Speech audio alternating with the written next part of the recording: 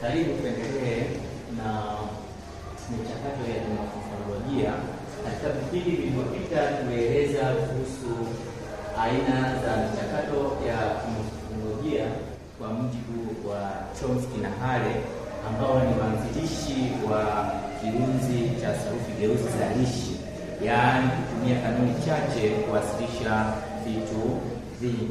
Tukajadili zipo aina mbili za michakato ya kimorfolojia, kwa maana ya mchakato wa kiusilimisho, ambao mchakato wa kiusilimisho unatokea pale ambapo sauti zilizokabiliana au zilizofuatana huathiriana, ambapo zinaweza zikaathiriana kwa namna mbili, aidha usilimisho wa mbele na usilimisho wa nyuma.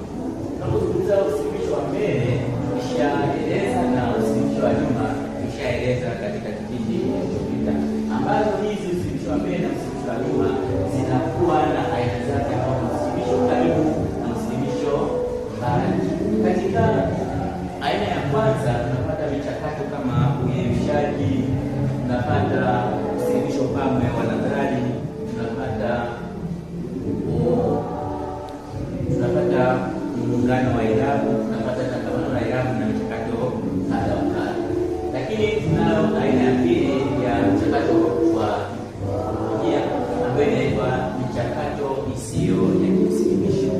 Hii kimsingi haitokani na athari za sauti kufuatana.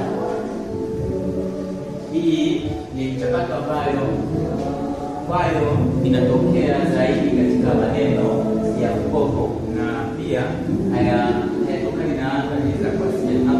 Hakuna sauti zinazotofautiana, bali kutokea tu kwa aidha udondoshaji au usilanishaji. Na tutazungumzia hatua za uchanganuzi wa michakato.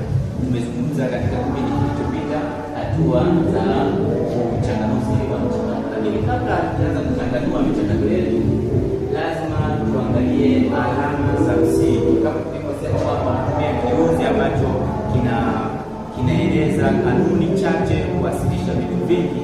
Hizi ni baadhi ya alama ambazo zinawakilisha katika kanuni hizo. Mfano, alama ya